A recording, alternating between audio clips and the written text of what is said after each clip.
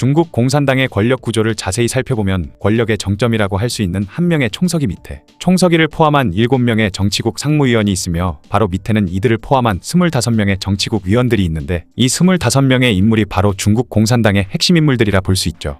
그런데 최근 시진핑이 이 정치국 위원급에 해당하는 인물들을 연달아 숙청하기 시작하면서 그 이유에 대해 궁금해하는 사람들이 많은데요. 정치국 위원이자 외교부장이었던 칭강은 작년 6월 25일 이후로 공식 석상에서 모습을 드러내지 않았으며 8월 말에는 국방부장인 리상푸가 숙청된 것으로 짐작되고 있습니다. 칭강은 2015년부터 2018년까지 외교부 의전부서의 장으로 일하면서 시진핑에게 그 능력을 인정받아 외교부장이 된 인물이었죠. 하지만 2023년 6월 25일 베이징에서 스리랑카와 베트남 그리고 러시아의 외교관들을 만난 것을 마지막으로 계속해서 외교 행사의 모습을 드러내지 않았습니다. 이후 7월 25일 중국 정부에서 칭강의 해임 소식을 전하면서 그를 해임한 이유에 대해 전혀 밝히지 않았기 때문에 미국을 비롯한 해외 언론은 칭강이 이미 처형됐을 거라 짐작했죠.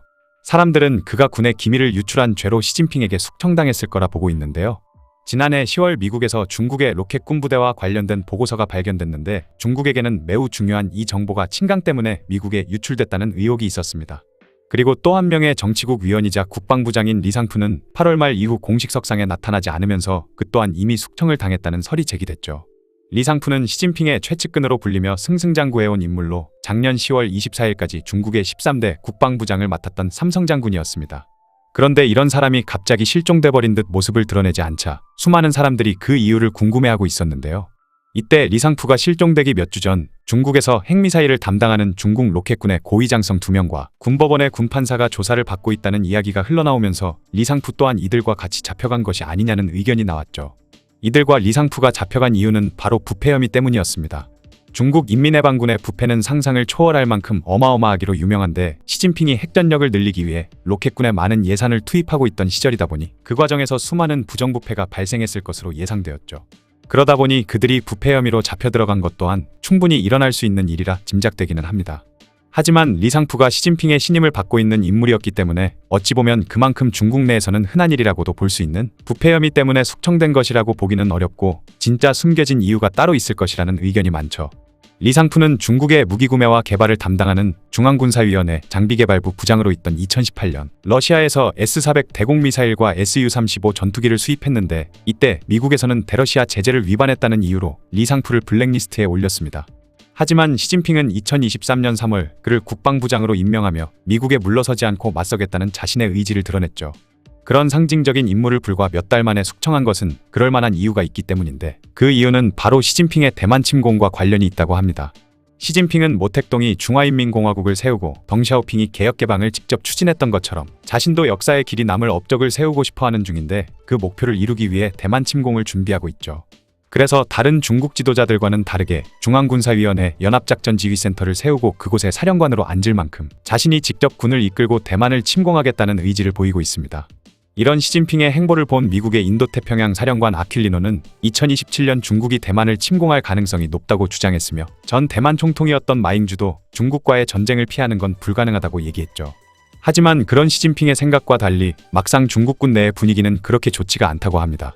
왜냐하면 최근에 일어난 러시아와 우크라이나의 전쟁을 보면서 아무리 두 나라 간의 국력 차이가 크다 해도 전쟁이라는 게 그리 쉽게 끝나지 않는다는 걸 깨닫기도 했으며 러시아의 상황이 그랬듯 중국의 군대 또한 각종 부패로 인해 겉으로 보기에만 멀쩡할 뿐 부실하기 짝이 없다는 걸 그들 스스로가 잘 알고 있었으니까요. 때문에 시진핑의 지시에도 적극적으로 움직이지 않고 이 핑계 저 핑계를 대면서 은근히 시간을 끌고 있다고 합니다.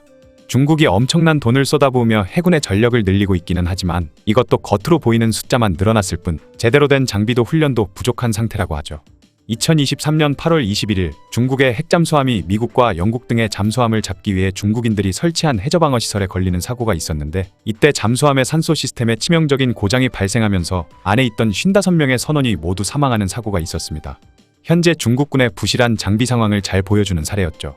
이런 상황이다 보니 중국군에 속해 있는 인물들은 무리한 대만 침공을 계획하는 일에 불만을 품었고 시진핑은 리상푸가 그런 불만을 잠재워주길 기대했습니다. 하지만 리상푸는 시진핑의 기대와는 달리 시진핑의 명을 따르도록 강하게 군대를 휘어잡는 게 아니라 오히려 대만 침공을 반대하는 군 분위기에 동조하는 모습을 보였다고 하죠. 어찌됐든 리상푸도 군인 출신이다 보니 당연히 중국의 군대가 지금 어떤 상황인지 잘 알고 있었기 때문에 현실적으로 무리라는 판단을 내린 것인데요.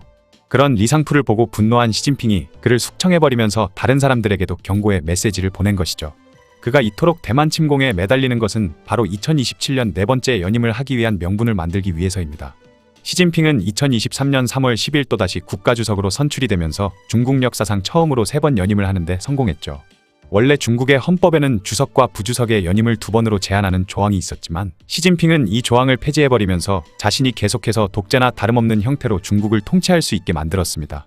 하지만 아무런 명분 없이 계속해서 주석 자리에 오른다면 시간이 지날수록 불만을 갖는 사람이 나올 수도 있기 때문에 대만을 침공해 진정한 통일을 이루겠다는 명분을 내세우는 것이죠. 실제로 중국인들 중에는 시진핑이 계속 집권을 하는 이유가 통일의 대업을 달성하기 위해서라 믿고 있는 사람도 많다고 합니다. 사실 정말로 대만을 점령할 가능성이 얼마 되지 않는다는 것은 시진핑도 잘 알고 있겠죠. 하지만 시진핑은 계속해서 중국을 통제할 수 있는 명분을 쥐기 위해 대만을 이용하고 있는 것으로 보이네요.